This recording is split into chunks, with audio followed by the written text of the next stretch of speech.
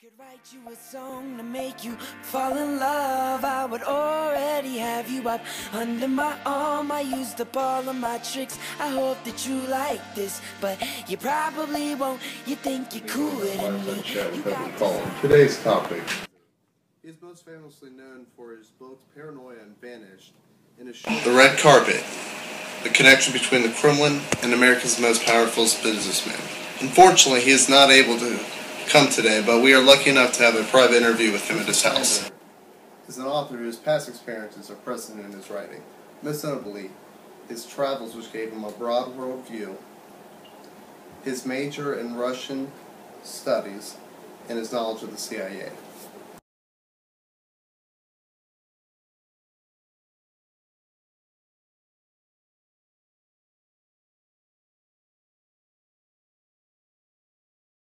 Joseph Finder, born October 6, 1958, in Chicago, Illinois.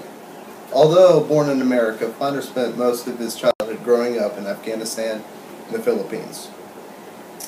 Along with his travels to the places like Russia and Kuwait, Finder got his idea to write many of his books due to his broad worldview and his love for the world around him. Moscow Club is a book that is an example of his worldview of the Russian culture, where it talks about the KGB takeover of Gorbachev. Joseph Finder majored in Russian studies at Yale University. He went on to get his master's at the Harvard Russian Research Center.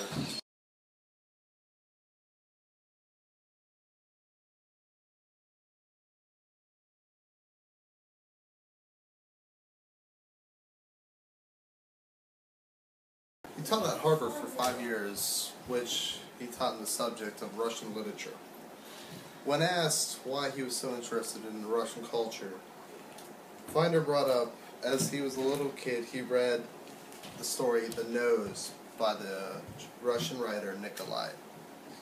He thought to himself, if a culture could produce such weird writing, that it deserved further investigation. With all this knowledge in the Russian culture, Joseph Finder wrote his short story, The Red Carpet, the connection between the Kremlin and America's most powerful businessman, which spoke of the Russian government's head place, the Kremlin, and its secret financial dealings between some of America's most powerful businessmen.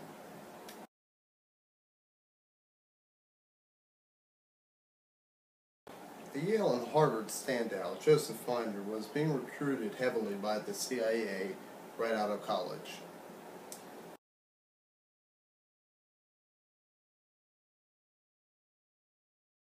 They were trying to recruit Finder during the Cold War due to his knowledge of the Russian culture.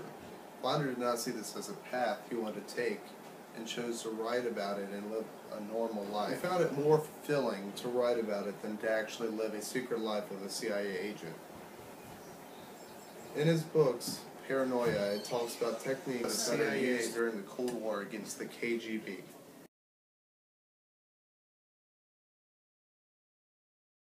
Finder is a man of many traits, and at the very least, a great writer, using details and experiences from his life to write his books.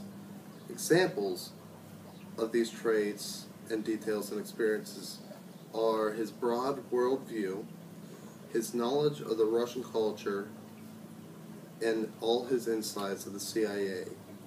All of these were paramount to all of his success in writing and where he is today. Finder's knowledge is a great resource, but at times it has gotten him in trouble.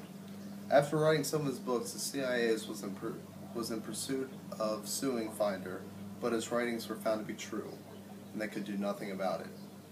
The Moscow Club, 6 months after being published, came true. The KGB indeed did take over Gorbachev.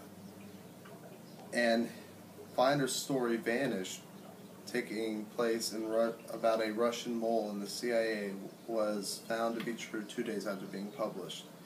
And there was a Russian mole found in the CIA.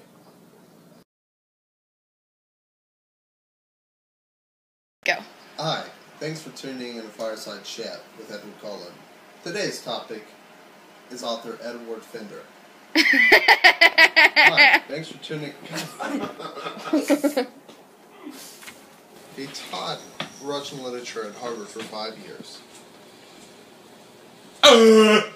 Mary!